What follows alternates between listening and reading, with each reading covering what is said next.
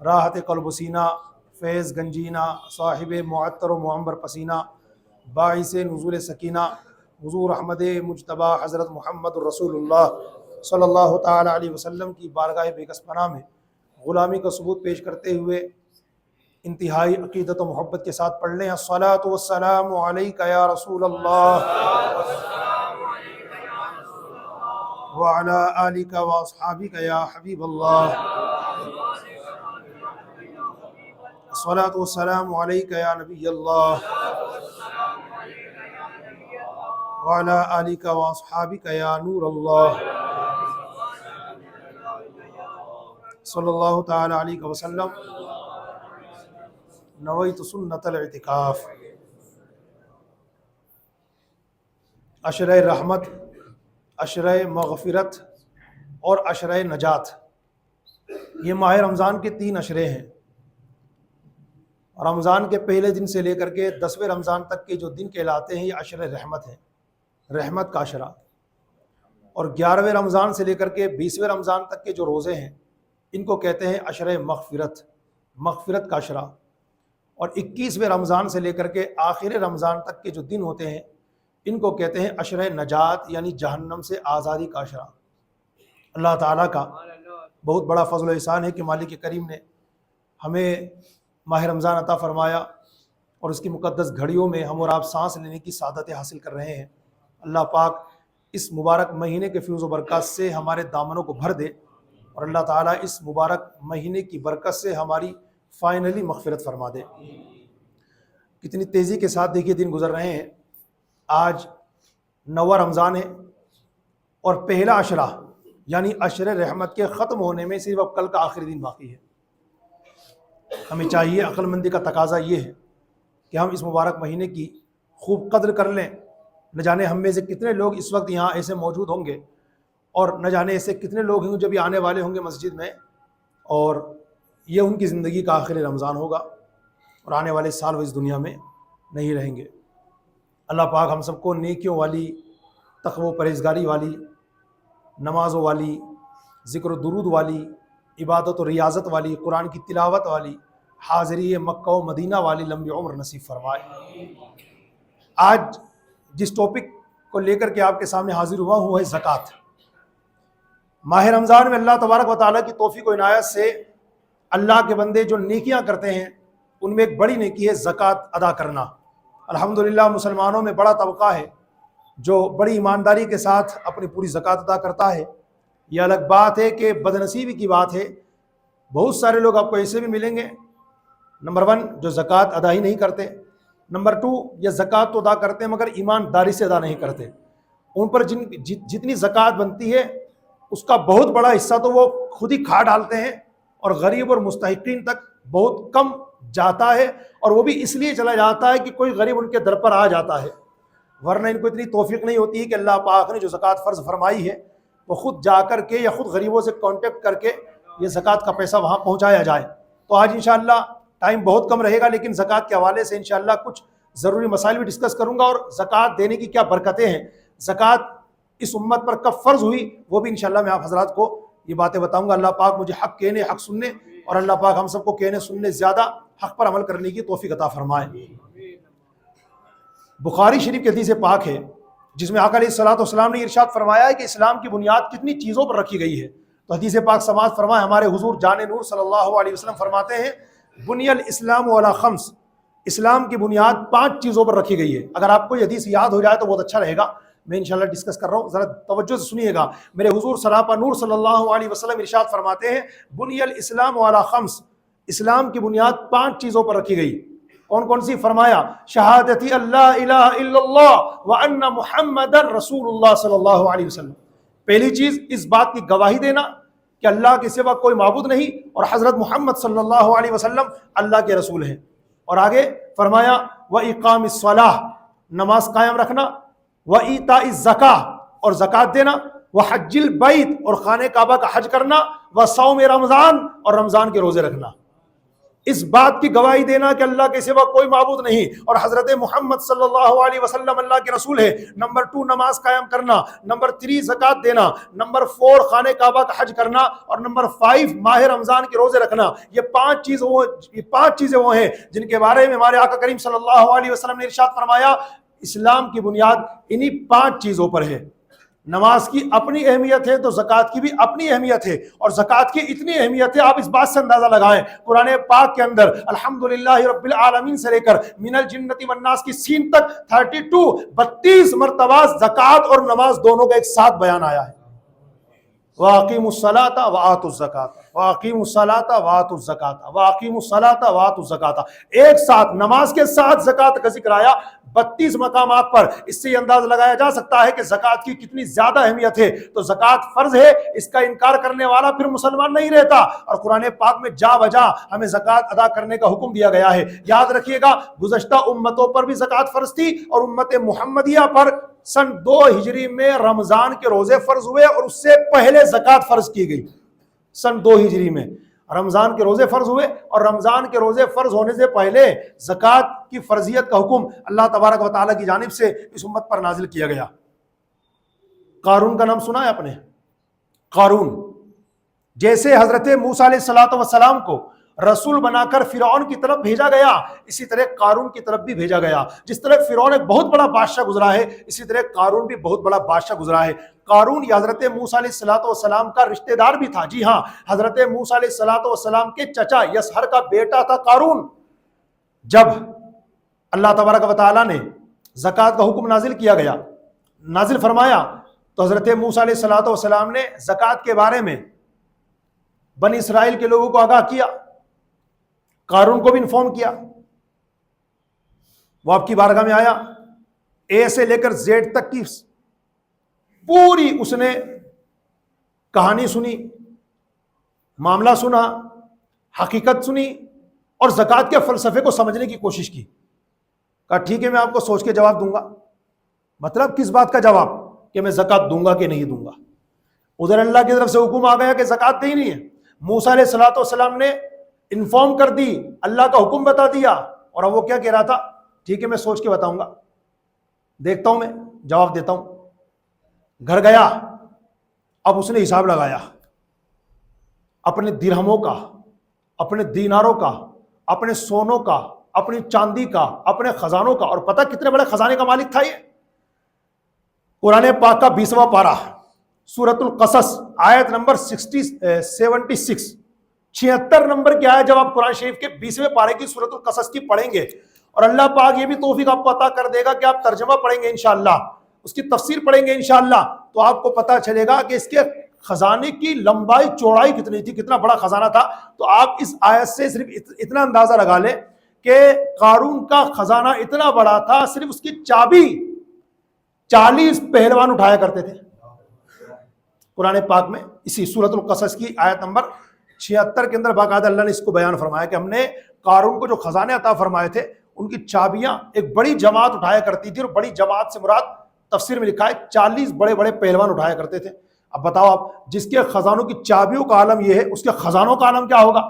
لیکن یہ بات دیکھی بھلی ہے دنیا کے اندر کہ اللہ پاک جس کو جب مال عطا فرماتا ہے نا, جس کو اللہ بچائے وہی بچتا ہے, ورنہ زیادہ تر لوگ اس کی محبت میں ایسے گرفتار ہو جاتے ہیں کہ اب بیواؤں کی مدد کرنی ہے کہ نہیں, یتیموں کی مدد کرنی ہے کہ نہیں, غریبوں کا خیال رکھنا ہے کہ نہیں, مستحقین تک یہ مال پہنچایا جائے کہ نہیں, پڑوسیوں کی خبر گیری کرنی ہے کہ نہیں, یتیموں کا خیال رکھا جائے کہ نہیں. نہیں, بس کھاتے جاؤ, آتا جائے, جمع کرتے جاؤ, کھاتے جاؤ, جمع کرتے جاؤ, ہم دنیا سے چلے جائیں مگر اتنا سارا خزانہ, اتنی ساری پراپرٹی, اتنی ساری سمپتی, اتنی ساری جائیداد چھوڑ کے چلے جائیں کہ ہماری آنے والی 7 پیڑیاں پیٹ بھر کے کھائیں اور کوئی ٹینشن نہ ہو.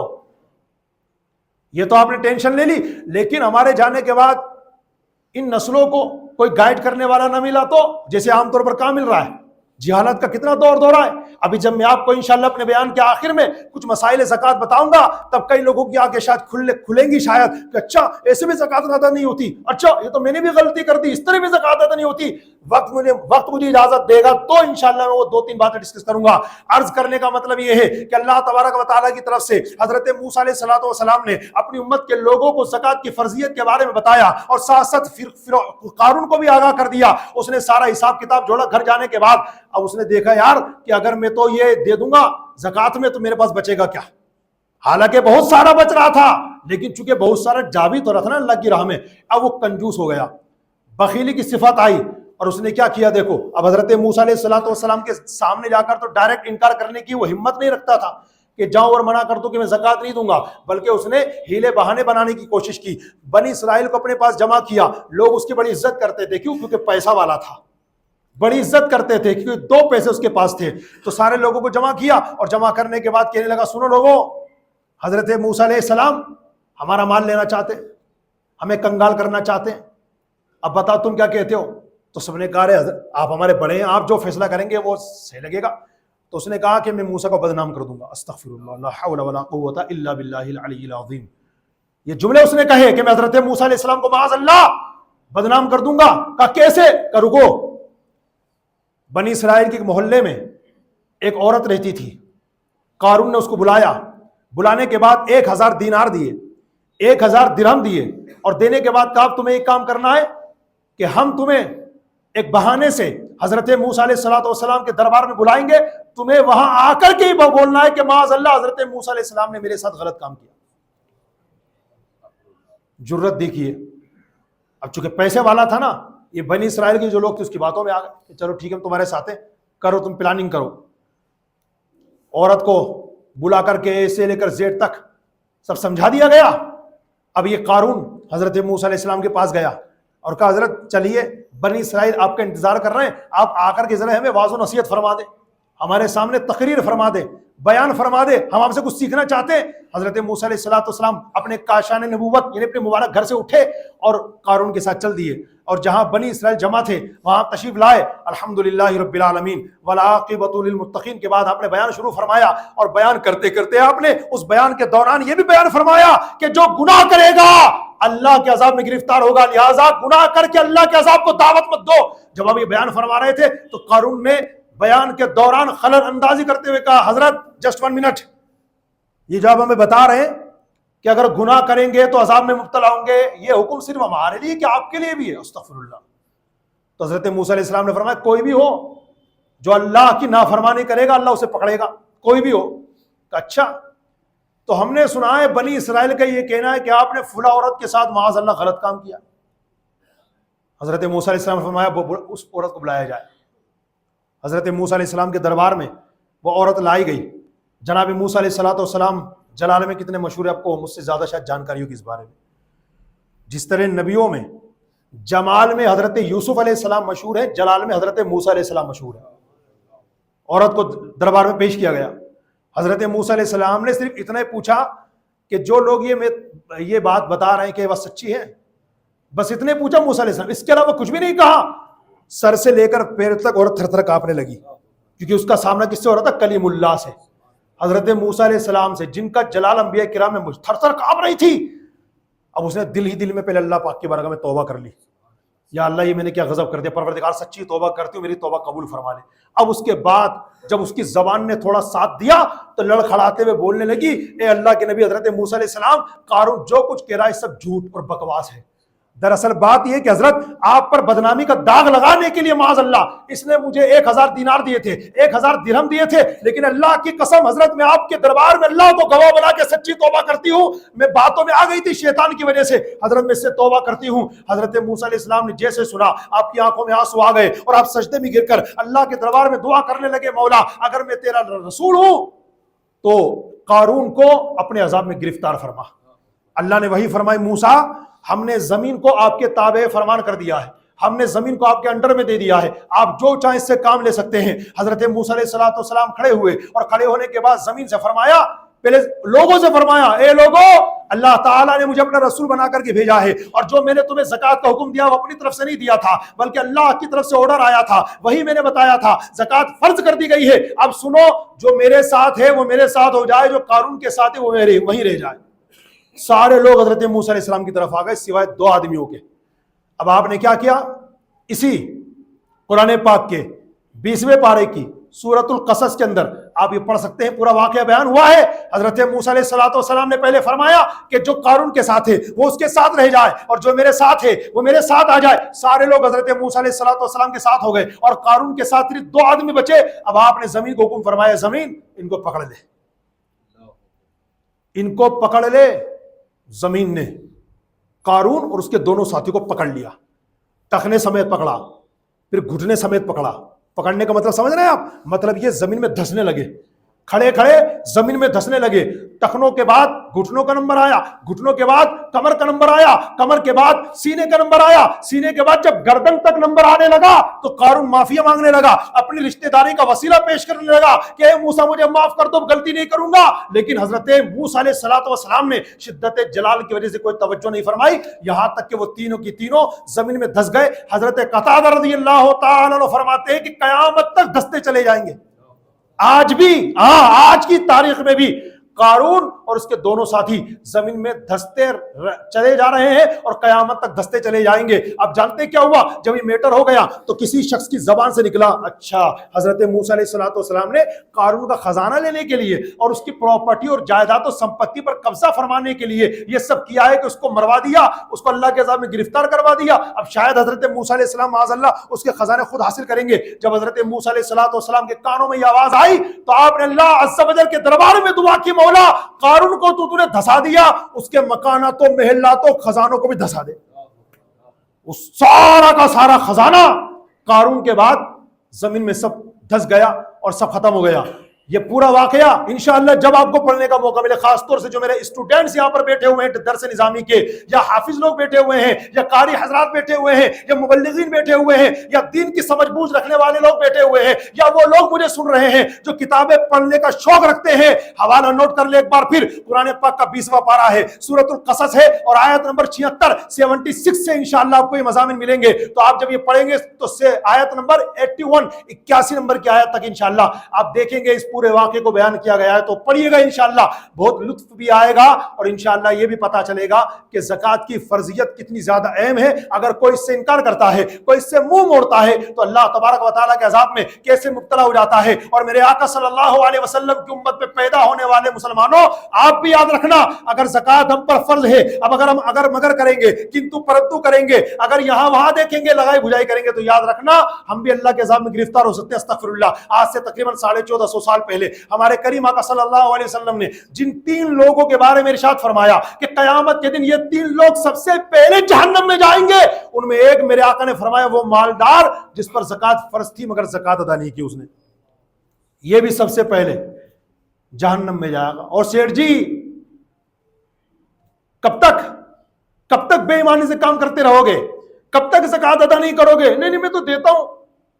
کئی لوگ زکوٰۃ دیتے ہیں، خوشخبری ان لوگوں کے لیے ہے جو ایمانداری کے ساتھ زکوٰۃ دیتے ہیں، اور بری خبر ان لوگوں کے لیے ہے یا تو جو زکوٰۃ نہیں دیتے، یا دیتے ہیں تو ایمانداری سے نہیں دیتے، ٹک ٹک کر کے تھوڑا بہت دے دیا زکوٰۃ۔ اب دیکھو لاکھوں میں زکوٰۃ بن رہی ہے، مجھ پر لاکھوں میں زکوٰۃ بن رہی ہے، تو لاکھوں نکالنے میں موت آ رہی ہے، لاکھوں روپے جائیں گے، لاکھوں روپے میرے اکاؤنٹ سے لاکھوں روپے چلے جائیں گے۔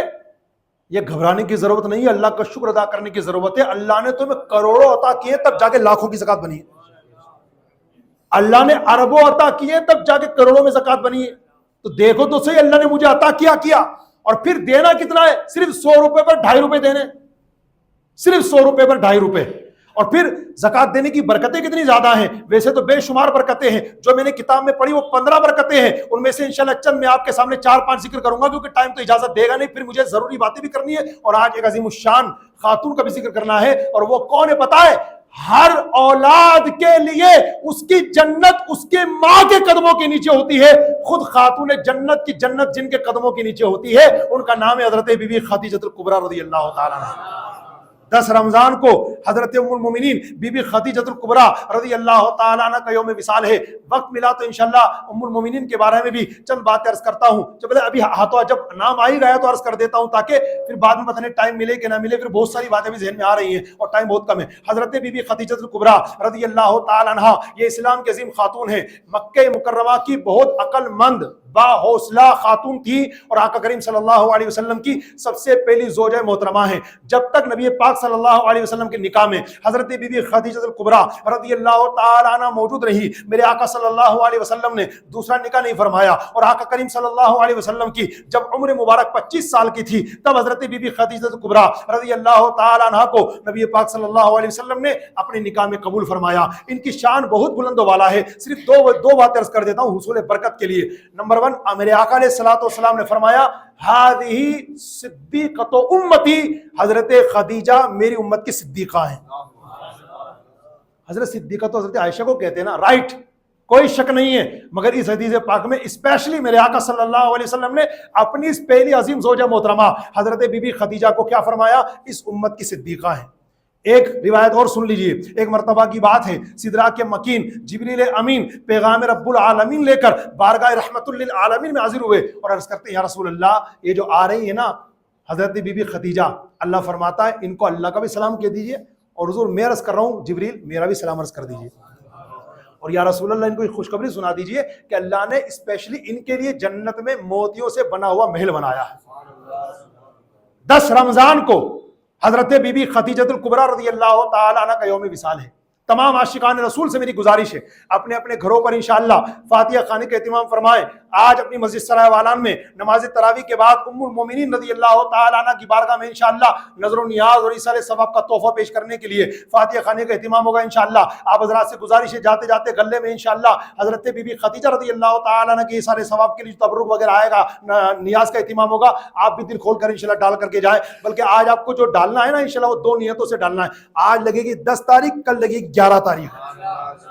اور اپنی مسجد سرائے والان سے جو لوگ وابستہ ہیں ماشاءاللہ ان کو بہت زمانے سے پتا ہے کہ الحمدللہ اپنی اس مسجد سرائے والان میں ہر مہینے کی 11ویں شب شہنشاہ بغداد سیدنا سرکار غوث پاک رضی اللہ تعالیٰ عنہ کی نیاز کا اہتمام ہوتا ہے, جن کے بارے میں علماء فرماتے ہیں, بالخصوص مفتی احمد یار خان نعیمی رحمۃ اللہ تعالی علیہ فرماتے ہیں, اور ان کا یہ فرمان ہم تک امت کے عظیم المرتبت عالم دین مبلغ اسلام قبلہ امیر اہل سنت دامت برکاتہم العالیہ نے پہنچایا. آپ فرماتے ہیں کہ جو مسلمان ہر مہینے کی 11 تاریخ کو سرکار بغداد حضور غوث پاک رضی اللہ تعالی عنہ کی محبت میں نظر و نیاز کا اہتمام کرے گا, فرماتے اس کی برکتیں خود اپنی آنکھوں سے دیکھے گا. اس کے گھر بار کاروبار روزگار میں اللہ اتنی برکتیں عطا فرمائے گا کہ انشاءاللہ وہ لینے والا نہیں ہوگا, اللہ نے چاہا تو وہ لوگوں کو دینے والا بن جائے گا انشاءاللہ, کیونکہ غوث پاک کی نیاز میں اللہ نے وہ برکتیں رکھی ہیں. تو انشاءاللہ کل وہ نیاز ہوگی اور آج بی بی خدیجہ کی نیاز ہوگی, تو دونوں نیازوں میں آپ کیا پیش کریں گے جو بھی انشاءاللہ, تو اپنے مرحومین کے ایصال ثواب کے لیے آپ ڈال کے جا سکتے ہیں. آخری بات عرض کرتا ہوں حضرت بی بی خدیجہ کے بارے میں, پھر اپنا جو ٹاپک چل رہا تھا اسی پر آتا ہوں. بی بی خدیجہ رضی اللہ تعالیٰ عنہ کے بارے میں آخری بات, جب ان کا وصال ہو گیا, انتقال شریف فرما گئی آپ, تو ہمارے آقا صلی اللہ علیہ وسلم خود ان کی قبر شریف میں اترے. میرے آقا خود ان کی قبر شریف میں اترے اور اپنے مبارک ہاتھوں سے ان کو سپرد خاک کیا, نماز جنازہ نہیں پڑھی. یعنی اگر کوئی آپ سے سوال کر لے کہ بتاؤ نبی پاک صلی اللہ علیہ وسلم کی وہ کون سی زوجہ محترمہ ہے کہ حضور نے ان کو نماز جنازہ پڑھے بغیر دفن کیا, نماز جنازہ نہیں پڑھی, تو ان کا نام ہے ام المومنین حضرت بی بی خدیجہ الکبریٰ رضی اللہ تعالیٰ عنہ. نماز جنازہ کیوں نہیں؟ اس لیے کہ اس وقت تک اللہ کی طرف سے نماز جنازہ کا حکم نازل ہی نہیں ہوا تھا. جب حکم ہی نہیں آیا تھا تو کون سی نماز جنازہ پڑھی جاتی؟ تو اس لیے آقا علیہ الصلوۃ والسلام نے اپنی اس عظیم زوجہ محترمہ کا وصال جب ہوا تو آقا کریم صلی اللہ علیہ وسلم نے خود ان کی قبر مبارک میں اتر کر کے ان کو اتارا اور نماز جنازہ نہیں پڑھی, کیونکہ نماز جنازہ کا حکم نازل نہیں ہوا تھا. یہاں اسی سے ریلیٹڈ ایک مسئلہ ضروری بتا دوں, ہمارے یہاں پر چونکہ جاہل گنوار بہت زیادہ بڑھ چکے ہیں, سیکھیں گے کچھ نہیں, علماء سے دور الگ بھاگیں گے. علماء اگر کچھ سیکھنے کے لیے بلائیں تو اور زیادہ تیزی کے ساتھ بھاگیں گے. کیوں؟ سنوں گا تو عمل کرنا پڑے گا نا, تو عمل ہی مت, سنو ہی مت تو عمل ہی نہیں کرنا پڑے معاذ اللہ. تو یہ تو میں کئی بار سمجھا چکا, آپ سنو یا مت سنو, عمل کرنا تو اللہ نے جو فرض کیا ہوا تو ضروری ہے, آپ بھاگ ہی نہیں سکتے. وہ تو ان علماء کا ہم شکریہ ادا کرتے ہیں کہ حضرت آپ ماشاءاللہ اس طرح کی محفل سجا لیتے ہو اور اپنے اللہ کے بندوں کو, حضور کی امتی کو بلانے کی کوشش کرتے کہ آج آپ کو سکھاؤں گا, سیکھ لو, اگر میں نہیں سکھاؤں گا تو پتہ نہیں کون سکھانے والا ملے گا کہ نہیں ملے گا, آج سکھا رہا ہوں تو قدر کر لو, پتہ نہیں کل کو کوئی تمہیں ایسا ملے کہ نہیں ملے. لیکن خیر وہ تو بندوں کی قدر کی اور مقدر کی بات ہے. بہت خوش نصیب ہوتے ہیں جو ماشاءاللہ ایسی محفلوں میں بیٹھ جاتے ہیں اور اللہ کے کرم سے علم دین حاصل کرتے ہیں. تو علم دین جو لوگ حاصل نہیں کرتے نا, طرح طرح کی بکواسیں کرتے ہیں. ان میں ایک بکواس یہ بھی ہے کہ جب کسی کی بیوی کا انتقال ہو جائے اس کے جنازے کو کندھا نہیں دے سکتا. ایک دم جھوٹ. وہ سنا ہے آپ نے, دودھ سے زیادہ سفید یہ وہی ہے, دودھ سے زیادہ سفید جھوٹ ہے. یہ کون سی کتاب میں لکھا ہے؟ ہمارے اسلام کے کون سے عالم نے کہا ہے؟ کون سی قانون کی کتاب میں لکھا ہے؟ یاد رکھنا ہے اسلام کے ماننے والوں, صرف تم سے بات کر رہا ہوں, کسی اور سے میں بات بھی نہیں کر رہا, صرف اسلام کے ماننے والے میرا یہ میسج سنیں. اسلام کے اندر بات یہ ہے کہ بیوی کے انتقال کے بعد شوہر اس کا چہرہ بھی دیکھ سکتا ہے, نمبر 2 اس کے جنازے کو کندھا بھی دے سکتا ہے, نمبر 3 اس کو قبر میں بھی اتار سکتا ہے. بس ایک چیز نہیں کر سکتا, وہ کیا کہ بلا حائل اس کے بدن کو ٹچ نہیں کر سکتا. بلا حائل مطلب بیچ میں کوئی رکاوٹ اور آڑ نہ ہو اور ڈائریکٹ بدن کو ٹچ کرنا چاہتا نہیں. اب وہ بیوی انتقال کر گئی, نکاح ختم ہو گیا, لہذا اب اس کو ٹچ نہیں کر سکتا. ہاں اوپر کپڑا ہے اس پر سے شوہر نے ٹچ کر لیا, اس میں کوئی گناہ نہیں ہے. اور قبر میں جو اتارنے کی جو اسلام نے اجازت دی, شوہر کو اپنی بیوی کو اتار سکتا ہے قبر میں. کیوں اجازت دی؟ کیونکہ وہ کفن میں لپٹی ہوتی ہے. اب جب شوہر کا ہاتھ اس کے جسم پر لگے گا تو بلا حائل تھوڑی لگے گا, اس کے کفن پہ لگے گا نا. اور سب سے بڑی دلیل یہ کہ نبی پاک صلی اللہ تعالی علیہ وسلم نے اپنی زوجہ محترمہ حضرت بی بی خدیجہ الکبریٰ رضی اللہ تعالی عنہا کو اپنے مبارک ہاتھوں سے سپرد خاک کیا. تو اس لیے علم دین حاصل کیجئے اور جاہل گواروں کی باتوں میں آ کر کے آپ بھی تھوڑا الٹا مت چلا کیجئے. بہت گناہ کا کام کرتے ہیں آپ, جب ہمیں معلومات ہی نہیں اسلام کیا کہتا ہے اور پھر اپنی بکواسیں شروع کر دیتے ہیں. مطلب بیٹے 1-2 سیکنڈ میں ہی بھر لیتے ہیں اس کو گناہوں سے نام اعمال کو. تو اللہ کے واسطے ایسا مت کرو بھائی. 100% اسلامک انفارمیشن ہے تو بسم اللہ پڑھو, نہیں ہے تو ہاتھ جوڑ کے کہہ دو بھائی جان میں عالم نہیں ہوں, انشاءاللہ اپنے عالم صاحب سے پوچھ کے بتاؤں گا, ڈائریکٹ یہ بولو. لیکن نہ جانے کیوں ایسا لگتا ہے کہ آج ہر بندے اپنے آپ کو مفتی سمجھ رہا ہے. اور اس کا اگر اندازہ اور نظارہ کرنا ہے تو مسجد میں آئیے آپ. امام صاحب جب تک مسجد میں موجود ہیں, میں اپنی مسجد کی بات نہیں کر رہا, میں دھیان رکھنا ہماری مسجد کا ماحول تو بڑی بہترین ہے ماشاءاللہ. بلکہ جو لوگ دور دور سے آتے ہیں نا وہ کئی بار ملتے ہیں تو ماشاءاللہ حضرت ہم کئی مسجدوں میں گئے مگر جیسا ماحول آپ کی مسجد میں ہم نے کہیں بھی نہیں پایا. آپ خود کتنی محبت سے گفتگو کرتے ہیں, مسکراتے رہتے ہیں. ہم جب آپ سے ملاقات کرتے ہیں تو ایسا لگتا ہے کہ ماشاءاللہ بزرگ کہتے ہیں کہ اپنے بیٹے سے ملاقات کر رہے ہیں. تو میں کہتا ہوں یہ میرا اپنا کمال نہیں ہے, میرے اوپر ایک ہاتھ ہے میرے اہل سنت کا, ان کی تربیت ہے مجھے. ہمارے پیر و مرشد نے ان کو یہ سکھایا کہ جب تم وظیفے پڑھ رہے ہو اور کوئی تمہارا بھائی تمہارا مقتدی تم سے ملنے کے لیے آ جائے تو وظیفے لمبے مت کرو, سبحان اللہ سبحان, وہ بیٹا تو اس کو نہیں, اس کی طرف پورے اللہ کا ذکر تھوڑی دیر کے لیے چھوڑ دو, پہلے اس سے ملاقات کر لو. وہ بہت دور سے ملاقات کرنے کے لیے آیا, تمہیں اس ذکر میں اتنا ثواب نہیں ملے گا جو اپنے مسلمان بھائی کا دل خوش کرنے میں ثواب ملے گا. اور حدیث پاک کے مطابق اپنے مسلمان بھائی کا دل خوش کرنے میں اللہ 60 سال کی نفلی عبادت سے بہتر ثواب عطا کرتا ہے. تو اس لیے ہماری پوری کوشش رہتی کہ ہمارے ان بھائیوں کا دل ہماری طرف سے نہ ٹوٹے, پوری کوشش رہتی ہے تاکہ ہم اپنی طرف سے جو بھی اس نے اخلاق کا مظاہرہ کرتے رہے, حضور کی سنت پر عمل کرتے ہوئے اپنے ان بھائیوں کو اپنا بھائی سمجھے, اور جو ہمارے بزرگ ہیں ان کو باپ سامان سمجھے, ہم ان کی قدر کریں, ان کو رسپیکٹ کریں, ان کو مان سمان دیں, پوری کوشش ہوتی ہے. مگر پھر بھی چونکہ انسان ہے کبھی غلطی ہو جائے تو کئی بار بتا چکا ہوں میں آپ کو, سب کے سامنے نہیں, آپ اکیلے میں تشریف لے آئیے, میری اصلاح کر دیجیے, مجھ سے کوئی غلطی ہو گئی تو انشاءاللہ مانوں گا, اللہ نے چاہا تو خیر بات بہت دور نکل گئی. تو جو ماحول الحمدللہ اپنی مسجد سرائے والان میں آپ کو ملے گا اور بھی جگہ, لیکن بہت مشکل سے ملے گا, بہت مشکل سے. تو یہ بات میں اپنی مسجد کی نہیں کہہ رہا, میں اور مسجدوں کی کہہ رہا ہوں کہ جب امام صاحب موجود ہوتے ہیں نا, ہر بندہ اپنے آپ کو مفتی سمجھتا ہے, یوں کھڑا ہوا ہے صف کے اندر, امام صاحب نے کہا اللہ اکبر, تو ان بھائی صاحب کے ہاتھ پہلے ہی ہوئے. امام صاحب نے بھی اللہ اکبر نہیں کہا, بھائی صاحب کے ہاتھ پہلے چلے گئے, اور امام صاحب نے مان لو تھوڑی دیر لگا دی, 5-6 سیکنڈ لگ گئے تکبیر تحریمہ کہنے میں. امام صاحب پیچھے صف دیکھ رہے تھے یا کچھ اور کام کر رہے تھے, تو ابھی دیکھیں گے کیوں گئے امام صاحب کو, یار منہ بنائیں گے. امام صاحب ہیں تو اپنے آپ کو ترم خا سمجھتے ہیں, اور امام صاحب نہیں ہو, کوئی نماز پڑھانے والا نہیں تو ڈرتے ہیں مجھ سے کوئی کہہ نہیں دے نماز پڑھانے کے لیے. یہی میری ٹائم فش ہو جائے گی کہ میں اتنا بڑا ترم خا بنتا ہوں, اتنا پڑھا لکھا بنتا ہوں, اور ابھی امام صاحب نہیں آیا مسجد میں, کسی وجہ سے کوئی نماز پڑھانے والا بھی نہیں ہے, یار میرے سے نہیں کہہ دیا جائے کہ نماز پڑھا دو. یہی میری حقیقت سب کے سامنے آ جائے گی. تو امام صاحب ہیں تو ترم خا بنتے, امام صاحب نہیں ہے تو بھیگی بلی بن جاتے ہیں, کوئی کہہ نہیں دے بھول کر بھی. تو یہ ہماری ان لوگوں کی کنڈیشن بتا رہا ہوں میں آپ کو, اپنی مسجد کی بات نہیں کر رہا, الحمدللہ اپنی مسجد کا عمل بہت اچھا اللہ کرم سے. بات بہت دور نکل گئی. تو میرے بھائیوں علم دین حاصل کرنا بہت ضروری ہے. علم دین حاصل نہیں کرو گے تو کتنی بڑی بڑی غلطی کرو گے زکات دینے میں.